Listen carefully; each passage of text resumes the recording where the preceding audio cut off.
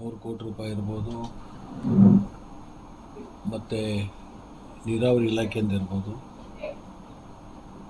ಜಿಲ್ಲಾ ಪಂಚಾಯತಿಯಿಂದ ಇರ್ಬೋದು, ಕಾಡಾದಿಂದ ಇರ್ಬೋದು.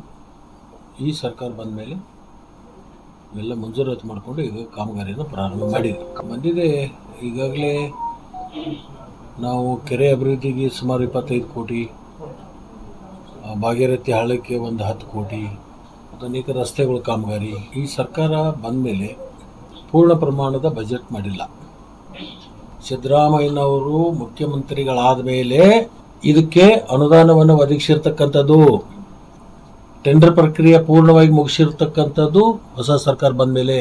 ನೀರಾವರಿ ನಿಗಮದ್ದು ಅಪ್ರೂವಲ್ ಕೊಟ್ಟಿರ್ತಕ್ಕಂಥದ್ದು, ಮಂಜೂರಾತಿ ಕೊಟ್ಟಿರ್ತಕ್ಕಂಥದ್ದು, ಟೆಂಡರ್ ಪ್ರಕ್ರಿಯೆಗೆ ಪ್ರೊಸೀಡಿಂಗ್ ಆಗಿರ್ತಕ್ಕಂಥದ್ದು ಈ ಸರ್ಕಾರದಲ್ಲಿ. ಮೊದಲನೇ ಹಂತದ್ದು ಮಂಜೂರಾಗಿದೆ, ಎರಡನೇ ಹಂತದ್ದು ಮಂಜೂರು ಮಾಡಲಿಕ್ಕೆ ಅಸರನ್ಸ್ ಕೊಟ್ಟಿದ್ದಾರೆ. ಎರಡನ್ನೂ ಮಂಜೂರಾತಿ ಪಡ್ಕೊಂಡು ಸಿದ್ದರಾಮಯ್ಯನವರು ಬರ್ತಾರೆ, ಡಿ ಕೆ ಶಿವಕುಮಾರ್ ಅವರು ಬರ್ತಾರೆ, ನಾನೂ ಇರ್ತೀನಿ.